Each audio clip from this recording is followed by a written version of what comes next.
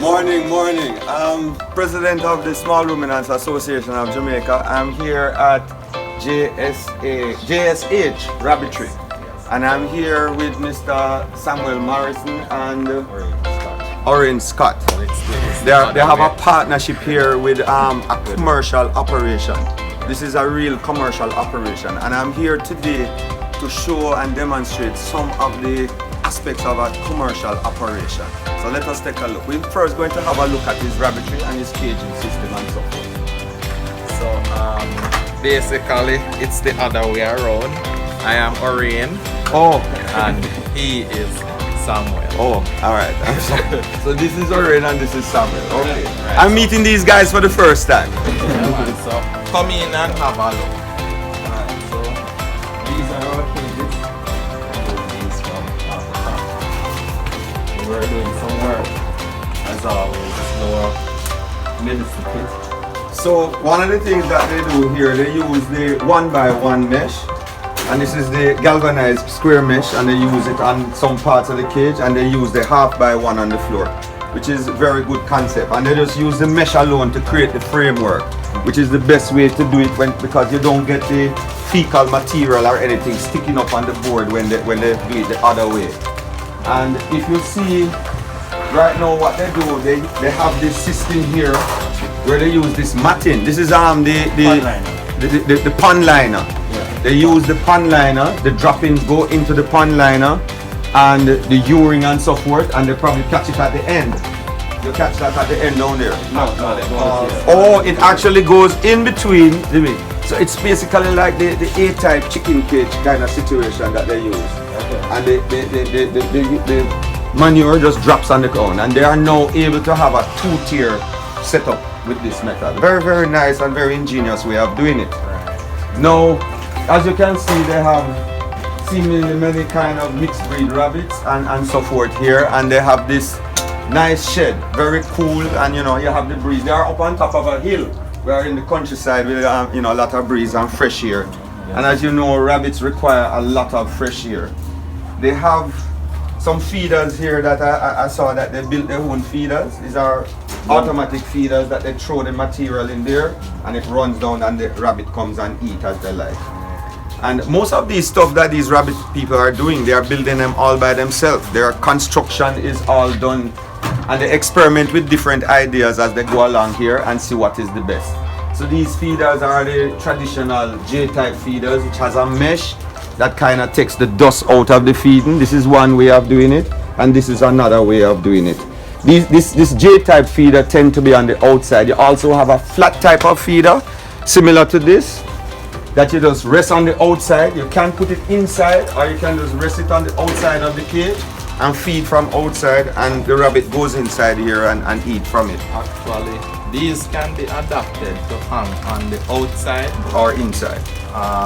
But in order to do that, you have to just put something here to attach it to the front of the cage. But these can be adapted to fit on the outside of the cage, similar to the J feeders. Right.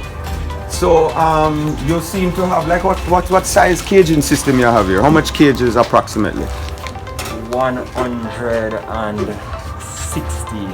Okay, so they have 116 cages here. Yes. Well, we have some more, but we haven't started using them, and we're building out some more. So this is a modern facility of how a rabbit hutch, and they have automatic feeders, and they seem to be using the rabbit nipples. You have these nipples that the rabbitry use, and the rabbits just come here and drink from the water, and they feed them through the feeders. And you also give them forages. Not as much as we would want. Right. We do give them sometimes. And you are the one, you love that plant, the Tricantera. So this is one of the rabbitry that promotes the Tricantera, which is a very, very, very, very, very, very good forage to give rabbits. Otherwise on that, and the Spanish needle, and my mulberry, which is one of the plants that I love where rabbitry is concerned. Yeah. Another thing that I pointed out the other day about feeding with forages, which is very important to understand, because we are feeding these rabbits to people. We have to be careful of the plants that we give in the rabbits. There are certain plants that has poison in them that are good for goats and will work with goats. But with rabbits, I would stay away from those forages, like the quick stick and, you know, bread nut and, you know, those general forages that I say a lot of rabbit people, I'm not saying you can't feed them with it, but when you're doing a commercial operation, you have to stick to what is known and stick to the best type of forages, because when you're butchering, sometimes you will see the liver, you will see liver damage and, you know, spleen and organs inside it. And you have to remember our health department, for you to have a butcher, slaughterhouse, it has to be certified, or abattoir as they would call it. It has to be certified by our health department. I think one of you work for the health. I do, yes. I do, but as it relates to rabbits, though, rabbits are not necessarily dealt with the same as larger animals in terms of the rules. They are still covered to some extent under the regulations, but they are sort of dealt with similar to how poultry is dealt with. So you don't necessarily need a butcher's license to have a slaughterhouse for rabbits, but of course the similar rules apply in terms of inspection. Right. So when they come to inspect the animals, when you're butchering, the inspection will follow, and you also they will look at the organs just the same to see if that meat is good, and, you know, so forth. So there are health issues to consider with the forages and what you are feeding. So it is best to stick to the forages, you would say, that we know, that we are sure about, that proper scientific research has been done on. So one of the reasons why we sort of even got to Tricantera was because of the research, and there are a lot of studies that are out there that show integration of use of Tricantera in rearing rabbits, and they compare like the dress weight that you get with like a 80% concentrate versus 60% concentrate on Tricantera, and they show that it's not very different when you feed with forage compared to feeding with feed only. So that is so very true. So one of the things is that mulberry is another such plant. Now what happens is that these plants are so high in protein content. They have all the minerals, everything that is required for the animal. The only thing, sometimes I think the fiber content is not so much. So you have to add more fiber to their diet. Meaning you need some grass. You need to add some grass to the diet also. But these plants, these forages that we recommend, I think even the Spanish needle too, is high in protein content, high in minerals, high in vitamins. It has everything that you need in it for a rabbit. And so because of this is the direction that we should take. And you can save some money if you have land to plant and not buy so much bag feeding. And some people with the holistic way of doing things, some people prefer a more healthier meat, and they prefer when you are feeding the animals on forages. Alright. With that said, we can always show you our area where we plant our forage. So we are going to now have a look at his forage and where he plants his forage and how he grows what he's doing. And guess what? Today is butchering day. We're going to also get to see some of what happens in his butchering and so forth. So let's have a look at his field.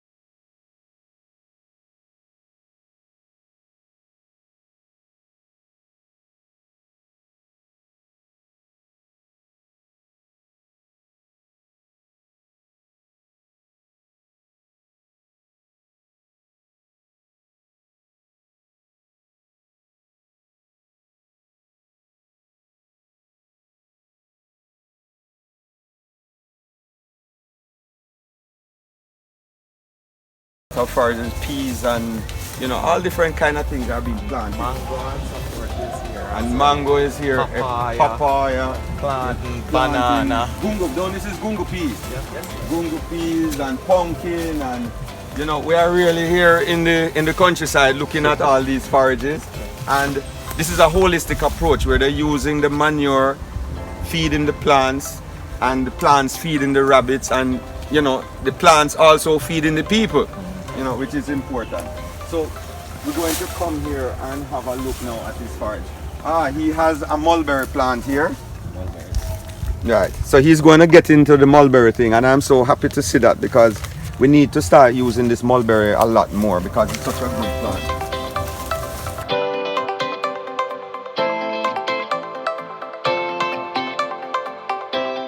In this area now we have some gungo peas on the farm right here. Very nice. I know. Sweet potato? Yes. Oh, see the sweet potato here? I wouldn't even know this. The goats would love to come and see this. And I think rabbit You can give it to them. yes, this is not poisonous either. The vine from the sweet potato is also good. And this looks like cassava. It is. Right. And this is cassava. This is cassava.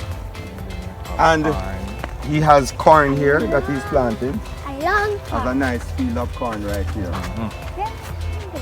So where you have your Those are the Over here. okay. Come, let's go have a look at the Tricantera. This is the Tricantera plant. It's a very leafy plant. It has some hair like on it though. Yes. It's a very, very leafy plant. It grows about how tall? Maybe about 6 feet, I understand. I think it can grow even taller. Taller than because 6 they feet. normally group it with the mulberry still in Okay. terms of its Well, height and so forth. I can tell you that in at Bodles, what they did some research with the mulberry also. And what they did, I think they planted it like 2 feet apart, right? Very close.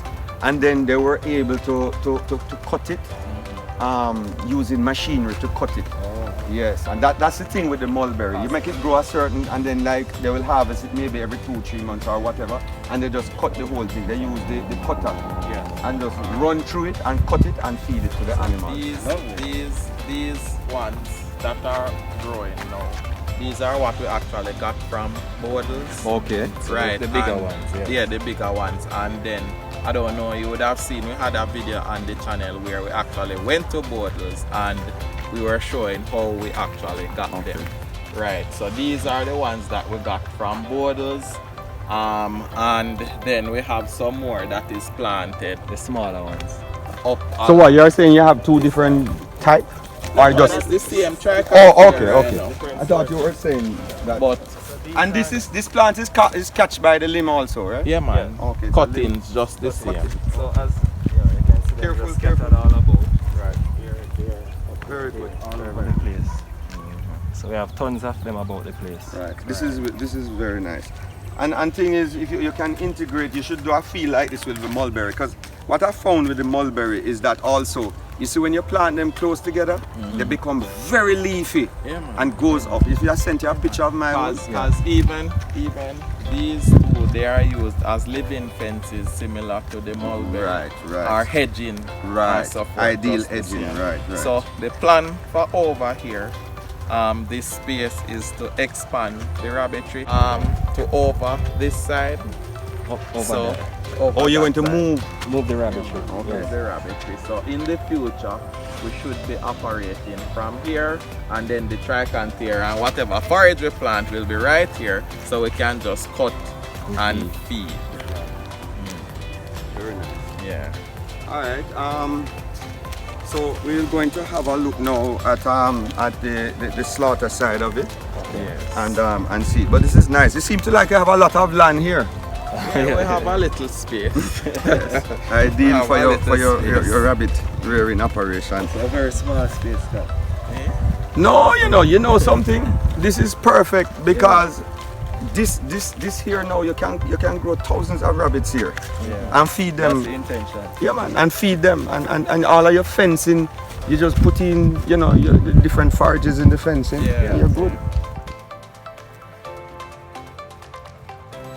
So today they are going to be doing some butchering. What they did, they went and they selected some rabbits.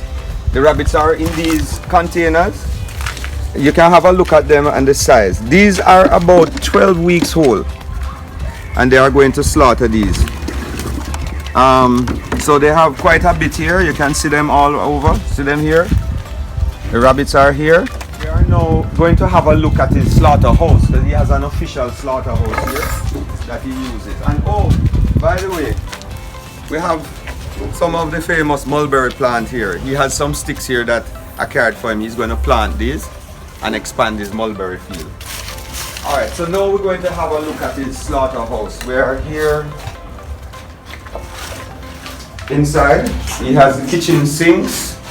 He has a heat shrinking wrapping mechanism here. This is when he's finished processing. He used this plastic and seal wrap it with a heat shrink. So it's professionally done. He has sinks here and water and everything. Over this side he has the hooks that you hang the rabbits on with water and everything right here.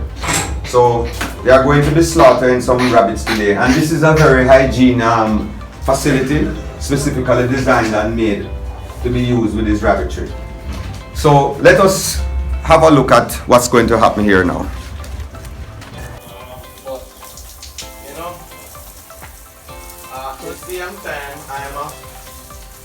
You don't want to be breaking the rules, because even this facility probably breaking the rules. So they are going to slaughter these rabbits now, children. I'm going to. You know what slaughter means? They're going to kill them. So we're going to come and have a look at this.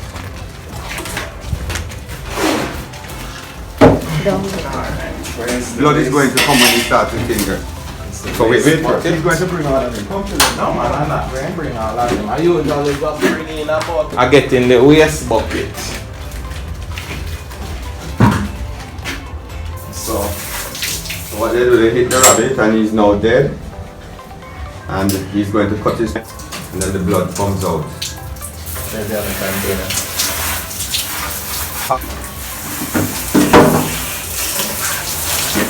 So, I wet the fur because when you're doing the butchering, when the fur is dry, it's harder to. Yeah. Right. So he wets the fur and keeps it wet, and that it's easier for to cut the skin and peel the skin off the animal. Yeah, man, and it doesn't make the fur fly and stuff in your nostrils and all that. So when you wet it, it keeps down. We want to do it very fast. We want to see the master butcher at work. I am the master butcher, he's the novice. He's the novice. All right. So what we're going to do now? We're going to ask the master butcher and the novice. You need to go closer. You got to that's good. So they take the skin off the rabbit. And at this age, it's actually really easy to do. And we can dress a rabbit in maybe under 5 minutes. Like maybe 2 to 3 minutes tops. See that? The skin comes off. Right. What do you do with the fur? Are you using it to do anything? Not current. Not current. The leathercraft people are asking it all the time for goat skin. Well, the thing is, you know. So what you do from it, dry it, and if there is, I don't know that. Yeah, I don't know yet if the rabbit is one of them, but I will investigate it, and I can. I'd appreciate that. Yes, I can get checked out for you, because we know all the drummers and the people who use it to make slippers and things like that. Okay. We are very I know I can access all those things. So one of the things that we want to pay attention to is when he's doing the slaughtering is the spleen. You have to look at the spleen, and Mr. Professional is going to show us the spleen and give us and tell us what you look for when you're looking at the spleen. So if you look at this rabbit spleen, he's going to show you what is that now. So this is the gallbladder, or what persons would call it bitter gall. Bitter gall. So normally when we butcher the rabbits, we leave certain organs inside of the carcass, but we remove some as well. So of course the intestines would be removed, but we leave the kidneys. These are the kidneys. Those are healthy kidneys. Yes, and the liver. Inside. When a health inspector, if they were to come here from a chicken perspective, they would want to see that liver. Yes. Right. They're going to come and look at that liver and the spleen, right? Yeah. Well, Just the liver? Just the liver, the kidney, and you know, the lungs. And the lungs. And so forth. So they want to see those 3 items. These are the lungs. And that's what they use to certify if these animals basically are good for consumption. Right. So they would look at the internal organs as well as the carcass. Right. And then in some instances too, if there is issues, you might need to look at the skin and the head as well. Okay. But it all depends. Right. Right. So this is a clear liver.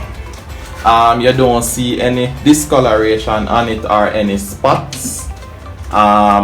Depending on the disease that the rabbit may be affected with, then you will see liver damage or spots, white spots that can show like coccidiosis and so forth. What about poisoning? Like, you know, if the animal, you know, eating poisonous. I'm not really sure what that would look like on the liver. Right. But you would definitely see some kind of damage on the liver if you see that. Right. So this is basically what a clean, healthy rabbit would look like. Okay, that's so.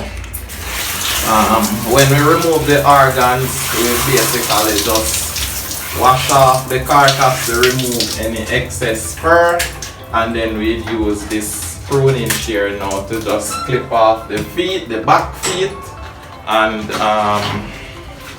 that is it. So once I do this, then he would do the so when you sell this rabbit, you sell it just like that, whole carcass with the liver and the lungs and everything in that. With the liver and the kidneys. And the kidneys. And the heart. And the heart. But the lungs are removed. Right. Is there a reason why you leave the kidney and the is it because the customer wants that? That is what we have been used to. So we just do it like that.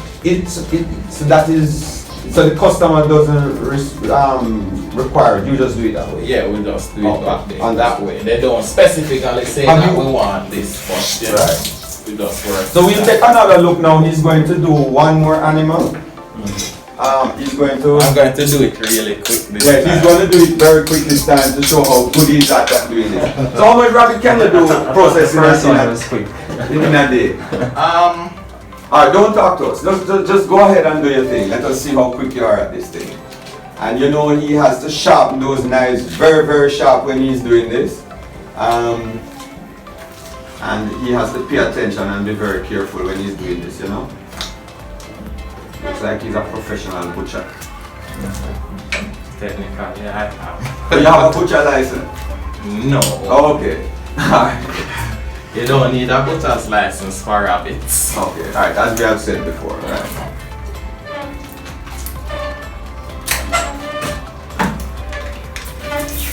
What do you currently now do with the skin? You just bury it? We dispose of it, yeah. Okay.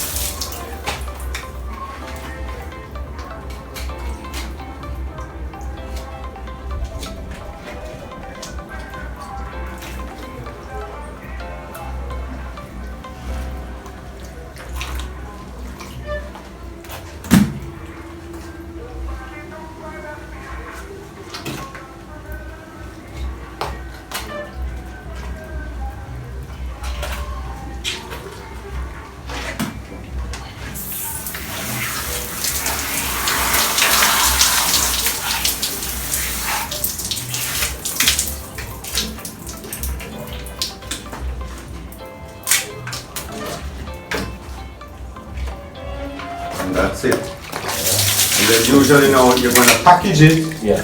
And then weigh it. We normally weigh them together.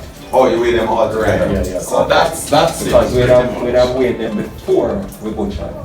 All of them were weighed individually before we butcher them. Oh, why? What happens is that we normally look at the age and the weight before we kill. People, you know what this young man is getting at here now? My favorite topic, record keeping. It is so important that we do record keeping. So we are going to discuss that after we finish seeing the packaging. Are we going to package now? And then we are going to look at the record keeping. Don't kill anymore. We're going to go on that side. Alright, 2 more. Just 2 more.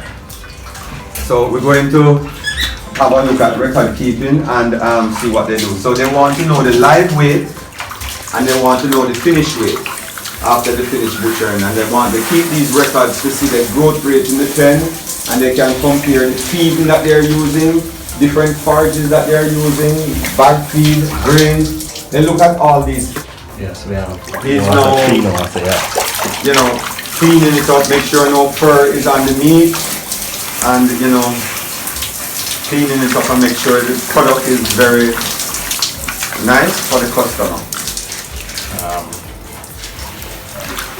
In butchering and packaging as well, the color of the rabbit is important, because if you have a white rabbit, it will be easier to clean up, or a lightly colored rabbit, it will be easier to clean up more than a dark colored rabbit. Because the darker color rabbit, the meat is darker too, right? Not necessarily. The fur, you'll see the fur more on a darker rabbit compared to a lighter rabbit. So it's a lot of persons who rear rabbits for meat, they typically go for the lighter colored rabbits, because the dark fur would make the rabbit not look as presentable than. Oh, in terms of packaging. Right. And also, when the rabbit is much younger, you can also tell just by the color of the meat. Right. Well, we can tell. I'm not sure if a lot of persons can tell, but based on our experience, yes, we can identify the age, the average age to some extent. Right. Okay. Usually, when we butcher rabbits, we can butcher maybe up to even 60 rabbits in probably what, 4 hours? 4 hours. So you do 60 rabbits in 4 hours. 4 hours.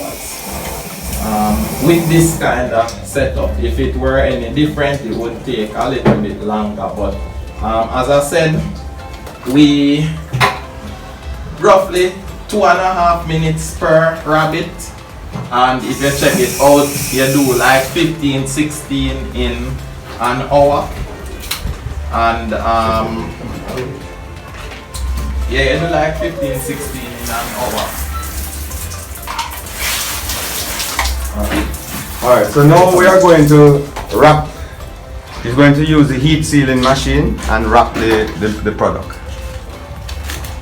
So what we do is we have to got rid of the electrical aspect of it. And we just use our beer. So, okay. A lot of water.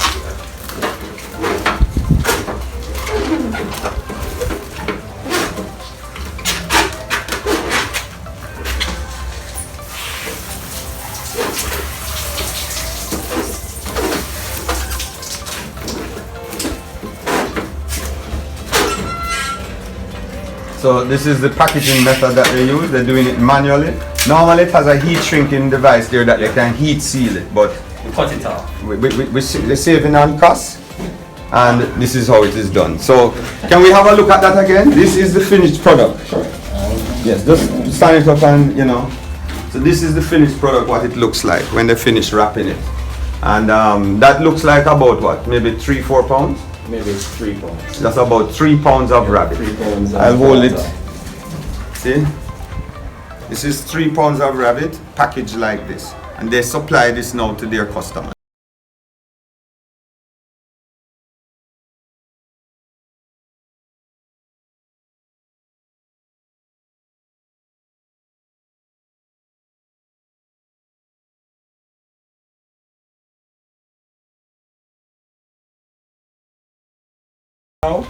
And we were just looking at different cage designs.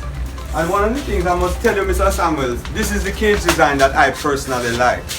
You know, yes, I like it. And what he has here, he has compartments back to back. He has 1, 2. This looks like what, 18 by 18? It's actually 2 by, well, 2 by 2, 2 feet by 2 feet. Cage size. 24 by 24. 24 by 24, which is a little big. Yes. You know, this is big. You can do growth inside these pens, Yes, and Exactly what here. they are growth pens. Okay, Yeah. so this is a bit big in terms of breeders and so forth. But and he has 2 tiers. And we were discussing that you could go 3 tiers and we could have a mat in between that we can do clean out and so forth. So this is another idea. This is the idea that I like, and I actually prefer having a mat under here and things. And maybe they might try it, and they'll probably produce a video showing us the matting designs that we were talking about. Who knows? Yeah. We're going to see how we can improve what is happening here. But people, this is what I wanted to talk about, which is a very crucial thing I have not seen at any rabbitry so far, and this is record keeping.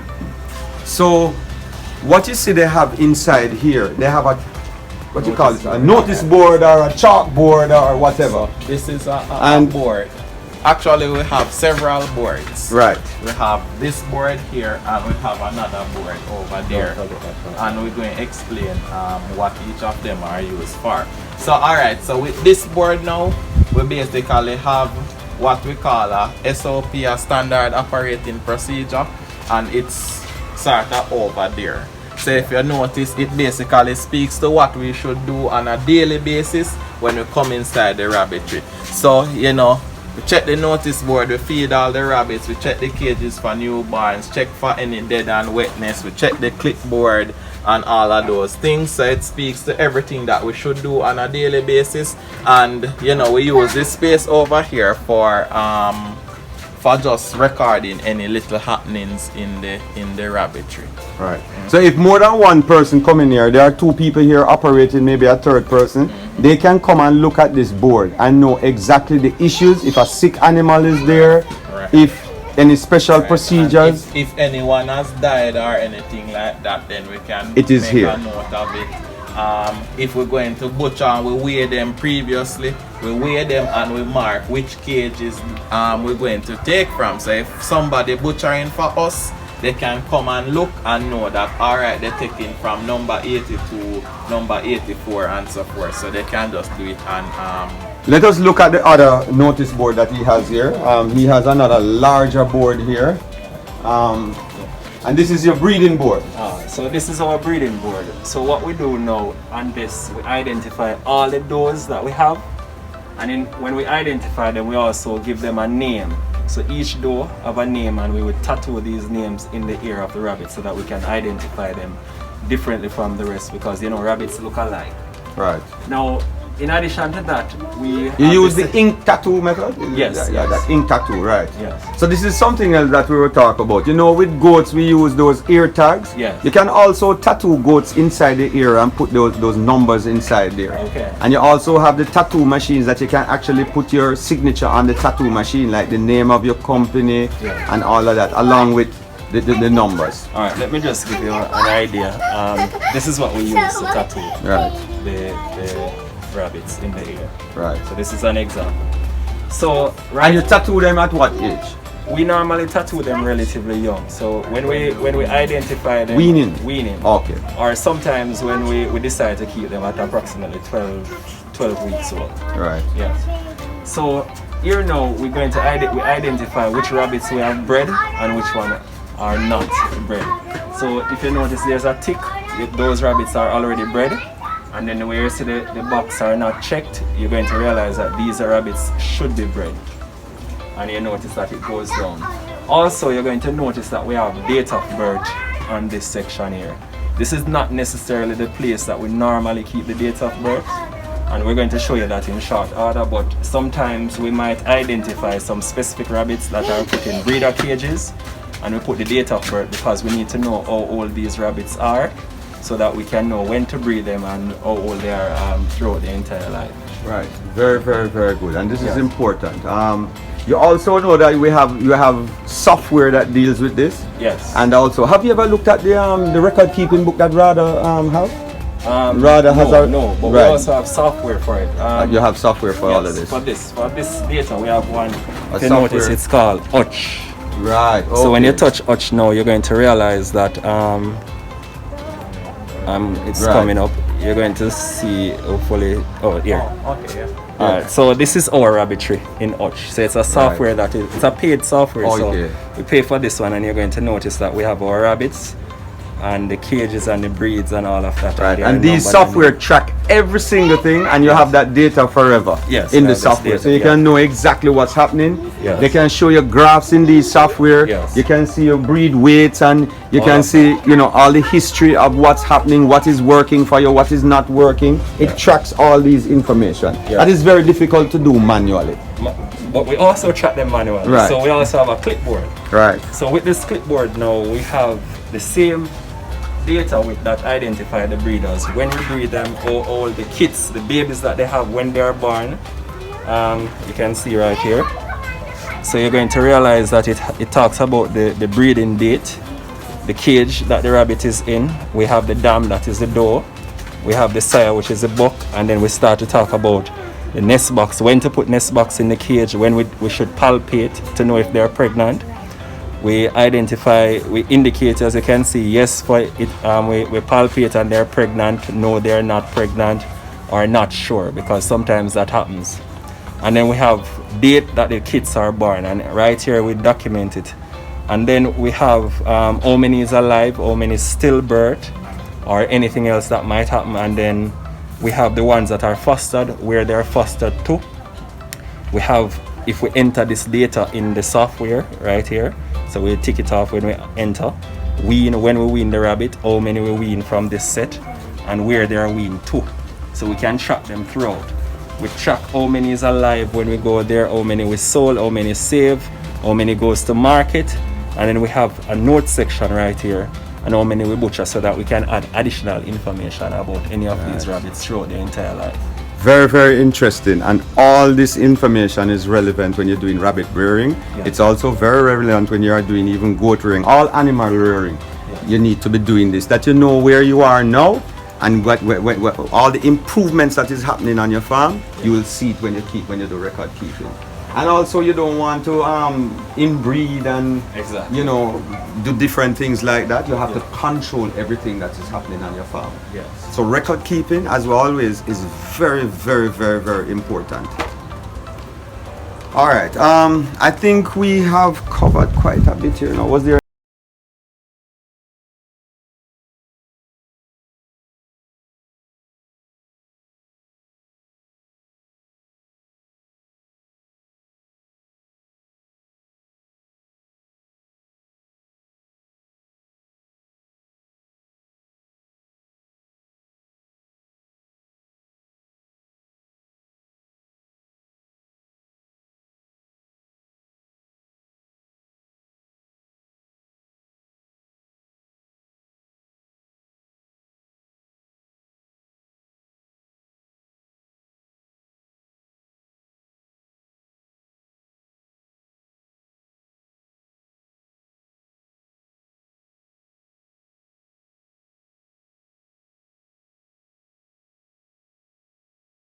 about rabbits and rabbit rearing, so you can always just check out our channel, you know, subscribe, follow the channel, and we are on all social media as well, Instagram, Twitter, Facebook, under the name JSH Rabbits. So if you want a phone number too, you can also contact us on 803-5196, and that is by calling or by WhatsApp. So thanks for having us, and keep watching. All right.